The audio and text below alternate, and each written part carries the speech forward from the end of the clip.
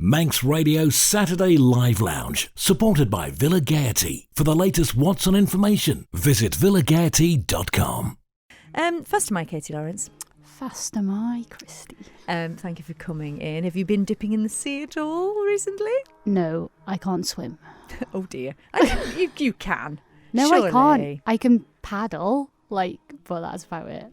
Oh, but I tell you what you do. You like to run up hills, don't you? Yes. Which is quite difficult on hot days, I would imagine. Yeah, it wasn't too bad though. She's already done one today, people listening. Honestly, I don't know how she does it because she's become this incredible. You've even done an ultra marathon. Uh-huh. I mean, it's quite shocking. And in the middle of doing all of this running, you've also been compiling a tune book of tunes that you have written, the compositions that you've written over how long?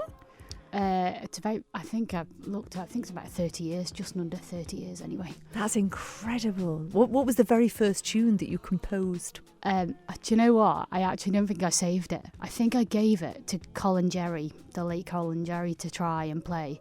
And actually, it was in some random time signature, and he very politely said, I don't know if I'm going to be able to play this, and gave it back to me.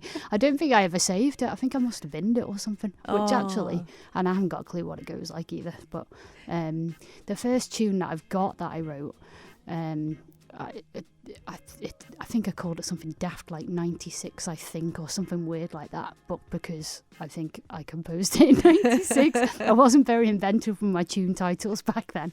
I haven't got much better now, but... Well, so when we're talking about tunes then, so are you composing these on a piano, on a fiddle, or how are you actually composing them? So they're melodies in the traditional music style. So I'm obviously very influenced by Manx and Scottish and Irish music and Cornish as well. Hey Jojo and Kaz. And they're basically, I just sort of, it depends really. It's a mixture of piano compositions and violin as well, really. And I just sort of sit down and sometimes it's, if someone's asked me to compose a tune for a wedding or something, I'll sit down and do that. And sometimes I just come in from a night out and just sit at the piano and just randomly start playing. Although I haven't done it for a while, to be fair. I haven't actually written a tune for a while. But they're just melodies, so the music has been written out. And I put the chord symbols above them as well, so people can have a go at playing them. For anyone who doesn't read music, I'm in the process of trying to do some simple audio files for folk as well, so that they can hear the tunes if they want to sort of play the chords along with them. So that's excellent. So it's basically, what this tune book is all about, sharing your compositions so that other people can sort of take them and make them their own, I guess.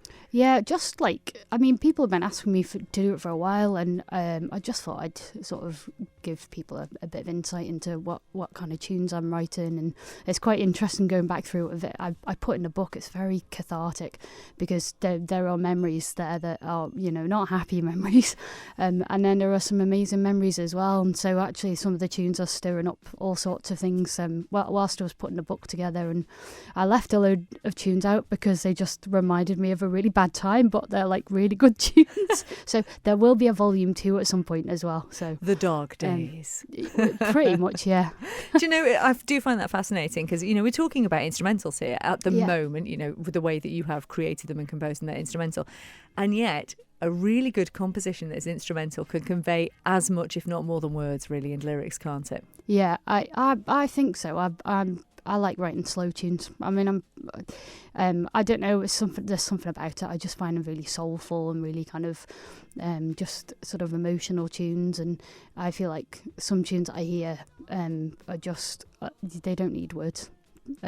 It's it's sort of like a song without words type thing, and I think music's powerful in whatever form it comes in, isn't it? So absolutely. And do you think, to the untrained ear and people who don't necessarily listen to traditional music and trad music, do you think that people would know which have been influenced by the different Gaelic nations? No, I'm not. I don't know. I'm not sure, really. That's a really interesting question. I don't think so. I think you can maybe hear a bit of Scottish in my compositions. Because I did say they were certainly more of the influences in terms of writing. When I first started writing my own tunes and going away to festivals, and they were the tunes that I'd sort of listened to more. But then it's really weird, I played a lot of Irish stuff, but I wouldn't necessarily write Irish style tunes. So there is a difference in the style. I think there is. But then sometimes there's total similarities between them as well. It just depends what type of tune. There's all different types of tunes that you have. I think the slow tunes tend to be different. I think it's not, what's the word? It's not the same for all Scottish tunes or all Irish tunes, but a lot of the slower melodies tend to be very song-like anyway, because they're like the melodies from the songs, which I guess is more like some of our slower tunes.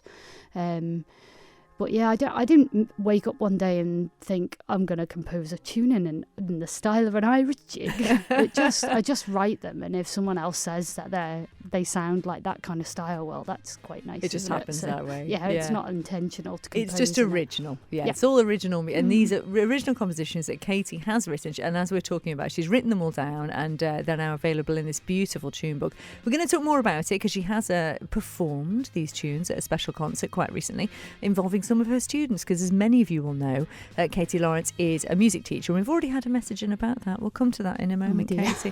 But I love the fact as well you have an incredibly eclectic music taste, and we do sometimes talk about music together, and I know that you're a big Six Music fan and Radio 3 and love your Keris Matthews, all that kind of thing. And so you've got a really eclectic music taste, and you have asked me if I will play a particular artist that you're loving at the moment, but this is a collaboration. Tell us a little bit about what we're going to play for you. Is this the CMAT one? It is. Yeah, I think her voice is incredible. Yeah. I just like, and also to watch her sing and perform.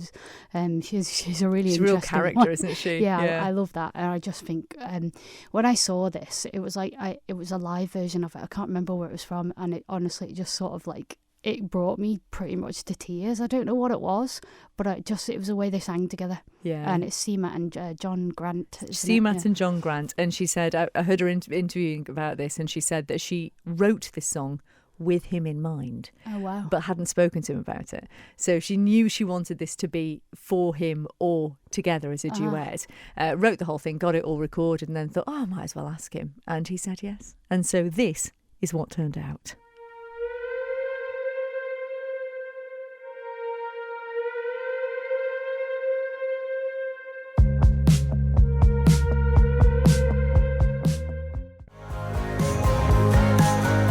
Beautiful. CMAT and John Grant. Many thanks to Katie Lawrence for suggesting that one. I say Katie Lawrence, I should really say Miss Lawrence, obviously, who's with us in the studio. I say obviously. I mean, you've taught a fair few children in music over the years, Katie, haven't you? Yeah, I finished my 20th year of teaching this year. So how did it feel? I don't know. Felt like, well, it took long enough to get on the course, so but music, I just love teaching music, so and we've had a lovely message in. This says, Miss Lawrence, my children, you've been addressed as Miss Lawrence, by the way. My children thought you were the best teacher ever.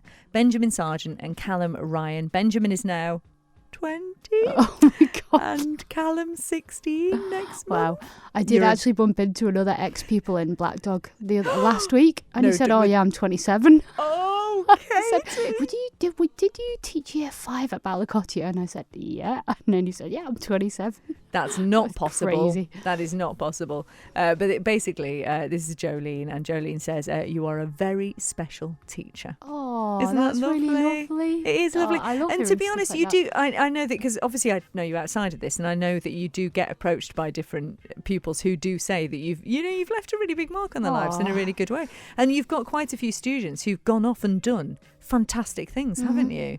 Name some of the ones, because people will recognise some of the names of the kids you've taught. Isla Collister, she's playing up in Scotland now. She's is playing with Trip, who are brilliant. We love Trip. And about 3 other groups as well. Yeah, she's got High School over for in Crignacht this year, and they were great. I really liked what they were doing, actually.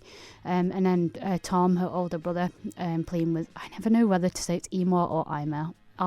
Sorry, boys. I think it's Emar. I think so. And obviously Met Gleer as well.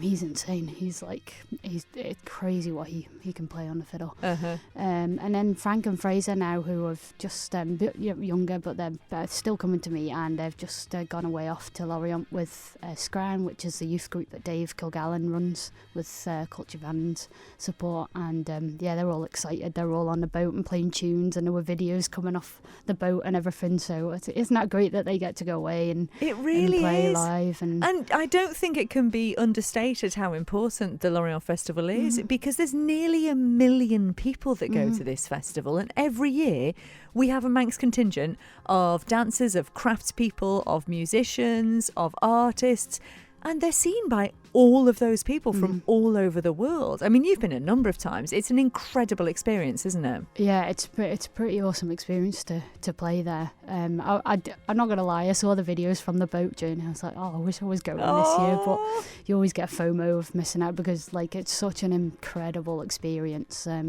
It's just amazing. There's people everywhere, all different styles of music, and just so many different stages, and it's just brilliant. It must be the biggest showcase the Isle of Man has globally, because nearly 1 million people. Yeah, when you live showcase, in terms of absolutely, yeah. I mean, that 1 million people is over the course of the festival. It's shorter this year, I think, because of the Olympics. I think there was something to do with security.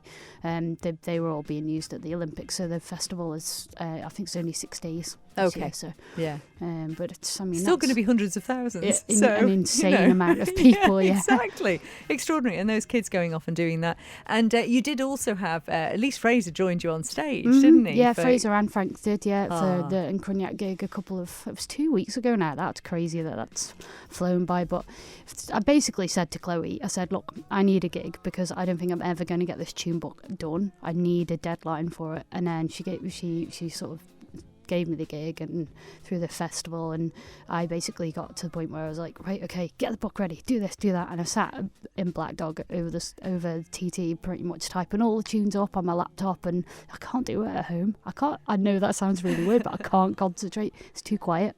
But I just sat there, listening to music, and just got all the tunes ready, and then finally got myself into gear, which I'm quite pleased at, because I procrastinated for a number of years. It must have been so lovely getting your hands on a first copy, especially with the way it looks, because you have a very wonderful artist who's done the cover for you. Bruno Kavalek was incredible. He took a photo and digitised the front cover, and did a really special piece of artwork for the front cover. Yeah, he's done a brilliant job. He was really honoured to have been asked as well. So, he did a brilliant job with that. So. Really special. And you did this performance of the tunes. We're talking about Katie Lawrence's tune book that she has released. We're going to talk more about it shortly, but I was asking you who you're enjoying at the moment. I know you are a fan of Michael Kiwanuka, aren't you? His voice got a beautiful voice. He's got a new single out, Katie. Would you like to hear it? I would. Okay, this is for you. This is Floating Parade, and after this, more with Katie, and also Miss Lawrence is going to play the violin in the studio. I'm very excited about that.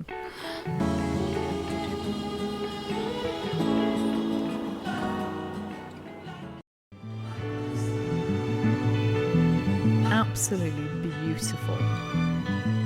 Michael Kiwanuka's latest one is called Floating Parade, which again is quite relevant on a beautiful sunny day as it is today. They're having a fabulous time at the Royal Manx as well. Howard's been there all day. And if you want to see the judging for the Best in Show over on our Facebook page, you'll be able to. I'm not sure if they've actually done it just yet. I know there was a bit of a delay, but it was going to be live on our Facebook page. So do go and have a look at that for the Best in Show at the Royal Manx. And well done to everyone involved. It was a fabulous event. So Michael Kiwanuka playing that for you, Katie Lawrence. Did you like it? It's very good. What is it about him that you like? I don't know. He just sounds so effortless when he sings and when he makes music, and as like you said, you can tell it's him straight away. I just think he's a master of the craft, isn't he? Well, we're going to see how much you've mastered your craft now, because Katie's got a fiddle with her. How long have you been playing violin? I started when I was 8. Who was your teacher? The late great Bill Thompson at Kurt Michael School. Oh, you see, and what effect has he had on your life, and now you're having on these kids? Well, Mum had to fight to get me the lessons, because I wasn't on the original list, but she for me as mum does. I've alluded to that in a book somewhere for one of the tunes, and because his wife Barbara, who's still playing in the symphony orchestra here, she plays viola. She taught me piano. She taught us both piano, and what those two have done for our music career, we simply wouldn't be playing without them. Bill and Barbara Thompson, just two of the most incredible people. Oh, shout out to them. That's so lovely, Katie. I think we should dedicate this tune to them then. What are we going to hear? Tell us about the tune before you play it. So actually it's called the Scheneckes Waltz, and I wrote it actually for the festival up in Ramsey that Joe and Garrett does. June's just been on, he's gone away with Nafani as well, who are also on the way to Lorient, and I think it's quite a nice link actually, because we've talked a lot about my pupils and thinking about Nafani, the younger pupils, and keeping sort of music and culture going. I just thought it was a nice tune to play, plus it's one that's in my head right now, so well, I think it's as good a shout as any. Miss Katie Lawrence playing her own tune, Scheneckes Waltz. Take it away. Okay.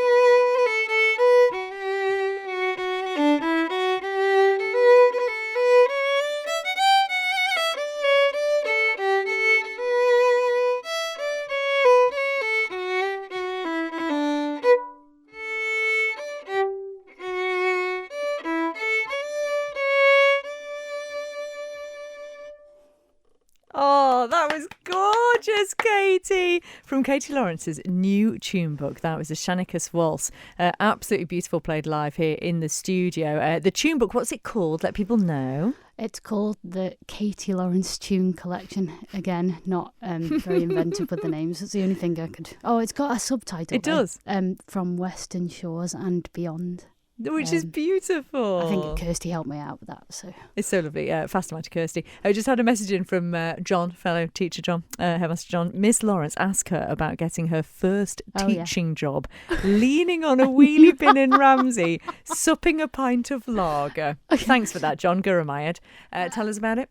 Well, John Rhodes, actually, I knew he was going to do this.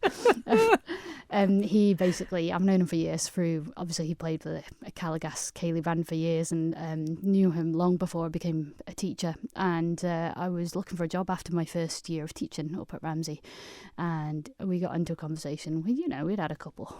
Surely as you do. It was in Cunyatt Festival back in the Marquee days, and he said, "Well, I need a teacher. I've got a teacher going off on sabbatical. You can come and teach for me." So he basically gave me a job at Ballacottia, and I'm still there 19 years later. Oh, John, look what you've done Thank to the you, John. world. Thank you. Well, it has worked well, not just for you, but for all the kids who you've taught over the years. I mean, it's an incredible thing you've done. It really is. Plenty more, I'm sure, as well. Just so that people know for this tune book, I mean, who would you say it's for? What kind of level? Do you have to be very accomplished? And what kind of instruments do you think would fit these tunes? In terms of ability level, it's a really tricky one, because actually I was thinking about this. Some of the tunes are quite simple. Some some of them are, sort of the beginner sort of level could play them through, but then some of them are more trickier to play. So it's really tricky. But I've started to put some audio files together for people if you want to listen to them as well. This has come up, if I could say this, come up really recently in terms of folk music. People don't think about grades and levels and what they're at. They just hear a melody they like and they learn it. And they learn how to play it by ear or by looking at the music, and the standard doesn't necessarily come into it. So I personally, with tune books like this, I would say just give it a go and see what happens. And if anyone does want any audio for it, then I can just record it. It was a mix. That's the thing, it's a mix. And so if you try some of the simpler stuff, it'll lead you into maybe some of if there are more difficult ones. And it must be one of the first tune books over here for quite some time, I'd imagine. In terms of this sort of thing, in terms of like self-penned, there is the the fiddle books and the Culture Vannon books, but they're not self-penned. They're tunes that have been put together for people to introduce them to different styles. So there is Frank Woolley's piano collection. Madeline Kelly's done one as well, and I think there's a few people that have done sort of arrangements. These are for any instrument. Well, there you go. And I'd love to hear some of them played on a saxophone. Honestly, I think that would be amazing. Well, there's a challenge. Mike Divers, I'm talking to you here. I think it would be amazing. I've always wondered what like saxophone in trad music would be like. I've heard a few bits over the years. I'm mainly a Laureate, but I think we've said it now. It's been put out there. Challenge to you, Mike Divers, or any other saxophonist listening. Well, I'm going to just read this to you because I found this little link talking about your Katie Lawrence tune collection from Western Shores and beyond, saying the heartland of Manx music is moulded through the voice of Katie Lawrence, a musical luminary. Her melodies have inspired generations of players and defined modern Manx music as we know it today. Oh, I like that. Yeah, I mean, I'd like that.